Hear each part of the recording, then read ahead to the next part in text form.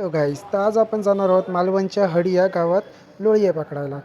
हडी या गावातील लोक त्याला लोळये बोलतात, पण ते नेमके काय असतं आणि कसे असते ते मला पण माहीत नाही. तर आज आपण तिकडे जाऊन बघणार आहोत. आंगणेवाडीचं माळरान पार करून कांदागावच्या शॉर्टकट रोडने मी आता पोचलो हडी या गावात.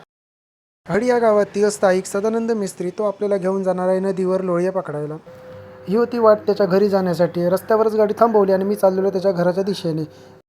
पण अर्धवट गेलो आणि तोच समोरसून येताना दिसला. पिशवी आणि घेऊन फुल तयारीत येत होता आणि सोबत होते माझे बाबा. त्याने पिशवी दिली बाबांच्या हातात. गाडीवर बसलो आणि आम्ही आलो नदीवर. आणि नदीवर एका साईडने होते मत्स्यपालनचे प्रकल्प आणि एका साईडने होती नदी. दादा गेला पुढे नदीच्या दिशेने. रांतर वाढलं होतं आणि दादाने घेतली लगेच जागेची पाहणी करायला. आज होती सुकतीची वेळ आणि नदीचं पाणी आटलं होतं. रांतर वाढलं होतं आणि रानात होती ही चिपकी. खूप सारी चिपकी बॉडीवर चिपकली होती. ती का काढलंय आणि गेलंय दादाच्या मागून. हातात घेतल्यान पिशवी आणि नदीची पाहणी करत पुढे पुढे दादा जात होतो. दादाने इकडे तिकडे बघल्यान चप्पल काढल्यान उतारलो चिखलात. दादान जास्त वेळ न घेता आपल्या कामाक सुरुवात केली. चिखलात हात घालून तो काहीतरी निवडत होतो, पण जो की माका वरसून काही दिसत नव्हता. चिखलात हात घाली निवडी आणि पिशव्यात टाकत होतो. आज होती सुकतीची वेळ. समोरच्या भागात तुम्ही बघू शकता नदीत थोडं पाणी होतं, पण या साईडच्या भागात तेवढं काही पाणी नव्हतं. दादा इकडे तिकडे फिरलो. त्यानंतर त्याला लक्षात येईल की खिशात त्याचा मोबाईल राहिलो. मोबाईल चिखलात पडता नये म्हणून हाणून ठेवल्यान सुक्या जागेवर आणि पुन्हा आपल्या कामाक लागलो. पिशवी घेतल्याने पुन्हा तो पाण्यात गेलो. पण पाण्यात जाऊन तो काय निवडून पिशव्यात टाकत होतो जा की माका अजून समजलं नव्हतं. हे जे आईस्क्रीमच्या कोनसारखे दिसतात याला बोलतात हे लोळये. भरलेली पिशवी वरती खाली केल्याने तो गेलो पुन्हा आपल्या कामाक. हे बघा, हे आहेत ते लोळये. याला तुमच्या भाषेत काय बोलतात ते कमेंटमध्ये नक्कीच सांगा. याच्या आतमध्ये कोणता तरी जीव दिसतोय जो की आपण फोडून बघणार आहोत.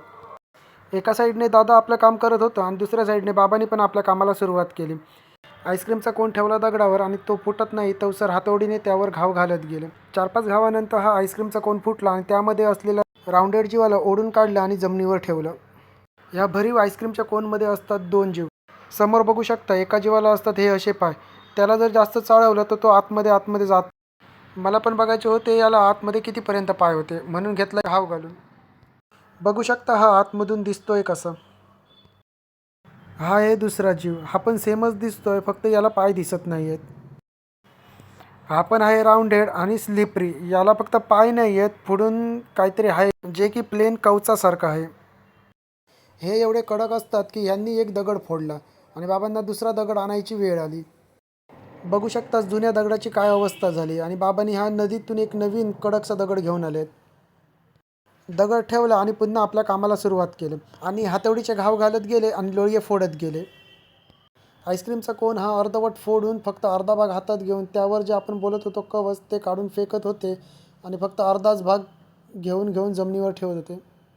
ज्या आईस्क्रीमच्या कोनात पाय होते तो आपण घेत नव्हतो आणि ज्यात पाय नव्हते तोच फक्त आपण घेऊन फोडत होतो. याला हे बोलत होते लोळये, पण याचं एक्झॅक्ट नाव मला माहीत नसल्यामुळे मी याला आईस्क्रीमचा कोन बोलत होतो.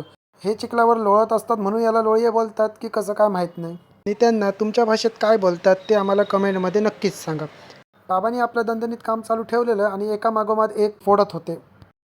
इकडच्या साईडला बाबा फोडत होते आणि दादा खय गायब झालो म्हणून बघू गेलं मी बाहेर. हे आहेत इकडचे मत्स्यपालनचे प्रोजेक्ट आणि यात टायगर पालनचे पण प्रोजेक्ट आहेत. टायगर म्हणजे जो की कोळंबीचा मोठा भाऊ. तसंच आलो पुढे आणि हा बघा एका साईडला दिसलाय दादा. लोळ्यांचं वजन झालं जास्त आणि ही पिशवी झाली जड, म्हणून हा दादा खेचत घेऊन येतोय. दादाच्या अवस्थेवरसून तरी वाटतंय जेवढं आपण सोपं म्हणतोय तेवढं हे नसतं. दादा होता खूप दमलेला. त्याने ही पिशवी ठेवली आणि गेला हातपाय धुवायला. बाबांनी तर आपलं काम चालू ठेवलंच होतं. हे आहेत लहान पण यांना फोडायला लागतोय टाईम, म्हणून बाबांनी थोडे तिथेच फोडले आणि थोडे आलो आम्ही घरी घेऊन. त्यांच्या मागून मी एक छोटासा मोबाईलने एक पिशवी घेऊन चालत होतो. चिखलाने रंगलेली पिशवी एका चांगल्या पिशवीत बांधून गाडीवर घेतली जेणेकरून आमच्या कपड्यांना चिखल लागतं नाही. आम्ही आलो दादाच्या घरी. एक चांगली रस्सी घेतली, गाडीला पिशवी बांधली आणि आम्ही गेलो आमच्या घरी. तर भेटूया आपण पुढच्या ब्लॉगमध्ये याच्या रेसिपी सहित.